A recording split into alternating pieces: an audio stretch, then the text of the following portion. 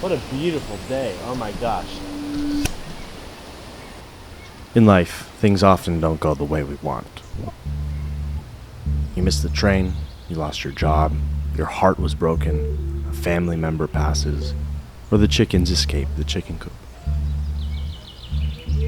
There are a million ways things can go wrong, and I'm afraid sometimes of what happens when my life doesn't go how I planned or envisioned. So I try to control it by keeping all the chickens safe in their pen. But inevitably, they escape. And what do you do then? It's in precisely that moment that things get interesting. And that's why I wanted to make this, and share a little bit about the truth of moving out to an old house in the countryside. Romanticized ideas about how life should look are dangerous because they aren't real. The chickens got out of the way. I think I can bring it back. Hold on.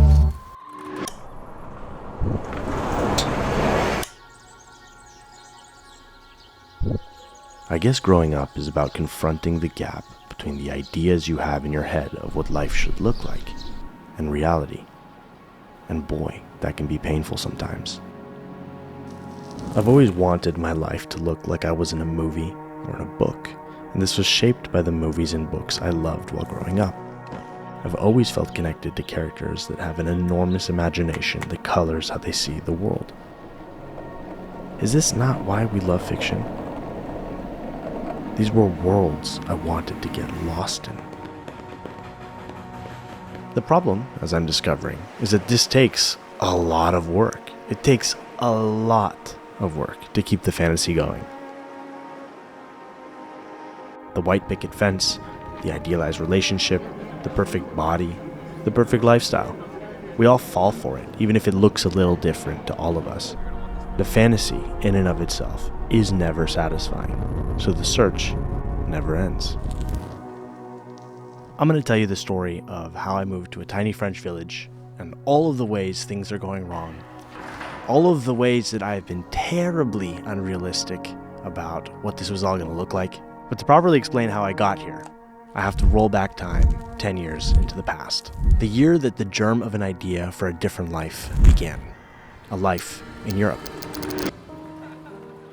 2014 was the year I first saw the film Amélie, which would end up becoming one of the most influential movies of my childhood. I watched it for the first time before I had ever stepped foot in France, before I could speak French, and I don't think I'm exaggerating when I say it changed my life. It felt like I had been hit by a meteorite. I couldn't unsee what I had seen. That view of the world was so fresh, so playful. I just wanted to live there. And I came dangerously close. I moved to Paris, and without consciously saying to myself, I'm going to live there, I ended up moving into the same neighborhood that the film took place in, Montmartre, which is, in my opinion, the most beautiful neighborhood of all of Paris. My metro station was even Abbesse. What's scary is that I almost pulled it off. I almost made it all look like a movie.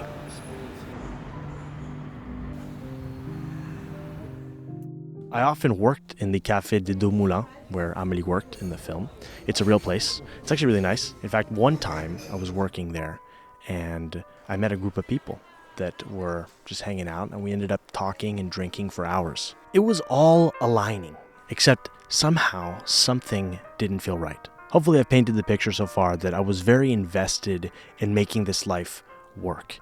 It wasn't that it needed to look like Amélie, but Amélie is a great example of the many different films and books and poems and things that I had consumed that had created an image in my head. An image of the beautiful places I would be and the people that would be there. I was supposed to feel happy, content, satisfied. I mean, I did it. But making it actually happen felt like so much work. I think I started to feel worn down by trying to keep the image going. 1,000 little cracks were appearing in this romantic idea of the life that I thought I wanted. And I'll give you an example. Amélie takes place exactly a month and a day before I was born. So I don't know how things were back then, but I'm struck now by the total lack of tourists in the film, something that is ubiquitous and occasionally suffocating in Montmartre.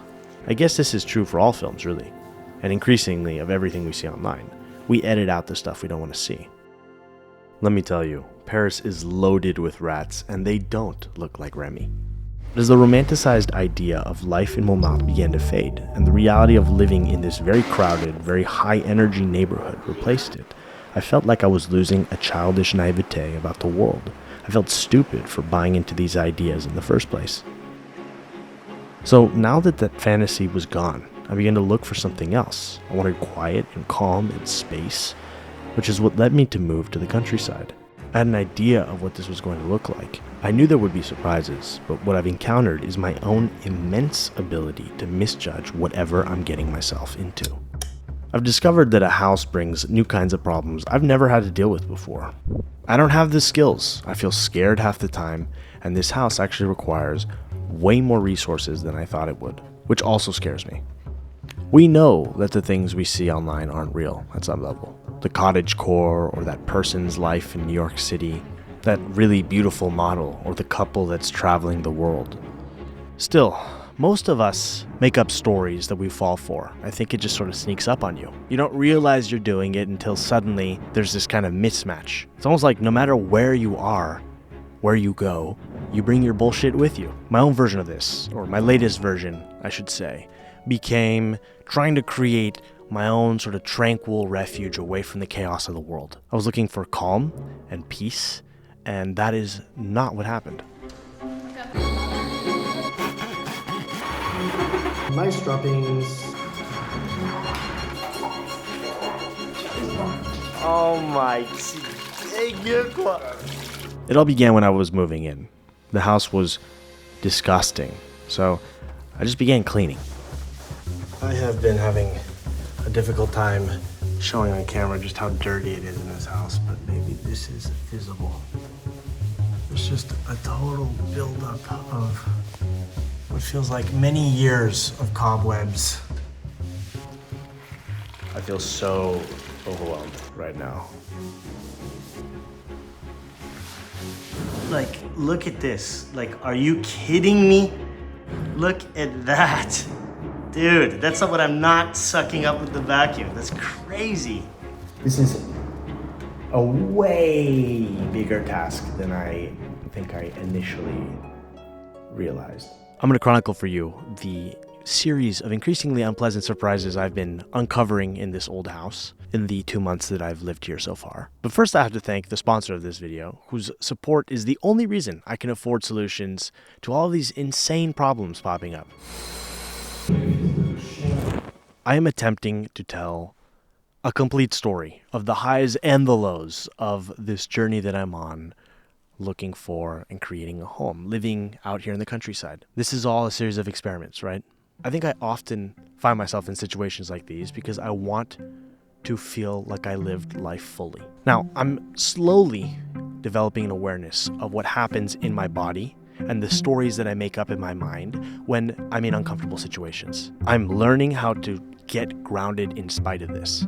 And it's not easy. I'm not great at it. I can get very reactive when I receive bad news. And therapy has been really helpful with developing this awareness, with just noticing what's going on internally. I talk to my therapist every week, and he helps me stay on track. He helps me come back to my heart and navigate situations through my heart instead of just with my head. Traditionally, therapists are not affordable, and it's not really flexible, and I don't even really know what I would do from out here in this tiny village. BetterHelp has changed this by making it so much more accessible and adaptable to your schedule. You can talk to your therapist however you prefer, whether that's video call, text, phone call, and you can keep changing therapists until you found somebody that you really feel like you match with. There's a link in my description if you want to check it out, or you can go to betterhelp.com/NathanielDrew. Clicking that link helps support this channel, but it also gets you 10% off your first month with BetterHelp.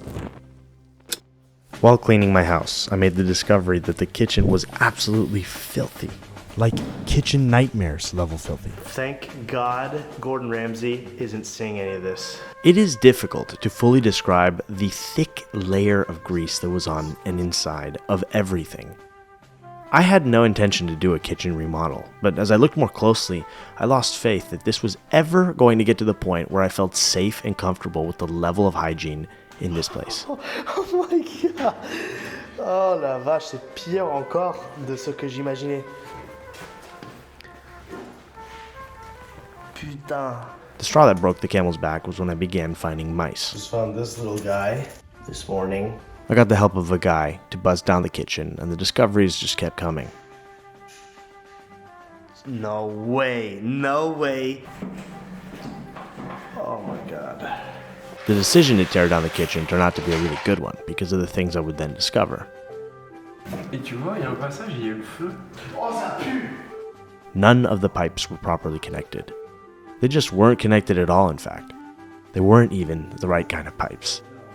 And the piping in the laundry room next door kept busting because I discovered the laundry room wasn't insulated, so when it gets cold, everything starts breaking. That led to a new problem. I wasn't going to buy a washer and dryer only to immediately have them rust and break. Suddenly, a new laundry room needed to be built alongside the kitchen renovations. Unfortunately, it didn't end there. Mold began growing along the floors and windows around the house and started scaring the fuck out of me because I didn't know what was going on or how to stop it. And I soon discovered that I needed to install a ventilation system and fix a wall that had a massive humidity problem because there is no gutter or rain management system outside on the stone wall. As a temporary solution, I've been running 2 large dehumidifiers that suck large amounts of water out of the air. This was all feeling so out of control. And then, I nearly had a fire already. The pump for my well outside was cheap. Whatever they had installed before was crappy, and it blew up because the electrical system isn't good. That could have started a fire. The pipe literally melted. So that was very scary. Like, what the fuck? So the whole house needed the electricity to be redone. I suddenly have Frenchmen running around my house, drilling holes, shouting, cutting the electricity or water. How the fuck did we get here? One thing, it just kept leading to another. I did not for 1 second think that this house would need this much work this quickly. And it is at this point that I have to say that this is all costing more money than I thought it would. The house itself was affordable because it's out in the middle of nowhere, but for all of these renovations, I was blindsided. So in case you see the things that I make as a kind of perfect image that is impossible to emulate, hopefully I can set the record straight. Do not do what I did unless you're sure you can take a financial risk and are willing to introduce a significant amount of complication into your life. It's just not worth it otherwise. I was judging myself so harshly for my decision to come out here, for voluntarily putting myself in this situation. Of course the roof would start leaking. This was all just starting to feel like a bad dream. But at this point, all of the chickens had escaped the coop, just to continue my metaphor from the beginning of this video. So in a sense, I had a decision to make. Keep fighting reality. Keep letting the image that I had in my head make me miserable, or find a way to accept it. Find a way to work with this. To stop wishing that I was somewhere else doing something else. To use a phrase that I've very much enjoyed in the past, to amor fati this shit. You know, I think it's amazing to be a dreamer, to have a big imagination, right? But this is what happens when you go just a little too far, when it's not put in check. What I keep discovering over and over again is that when you drop all of the ideas about how things should be, something else can fill that space. And that thing is just the present reality. It's just lived experience. It's just what's happening right now. And that too can be a really beautiful thing. You know, my favorite moments, my favorite memories of my time in Paris were the ones that didn't have to be anything. They didn't have to match any image or movie or book or poem or quote. They just happened. And the same can be said of any other place I've ever spent time in, including out here. You know, when I get past my bullshit, because that's what it is, it's bullshit, I can see just how awesome it is to be out here. Yes, there are uncomfortable things that I'm learning to adapt to, but there's a lot to love. You know, in a kind of weird way, I'm glad that this house is not willing to cooperate with my idea of what it should be or what it's supposed to look like. It's just teaching me a lot about acceptance, adaptability, patience, so many things. And I just have to remind myself that I am so lucky to be here.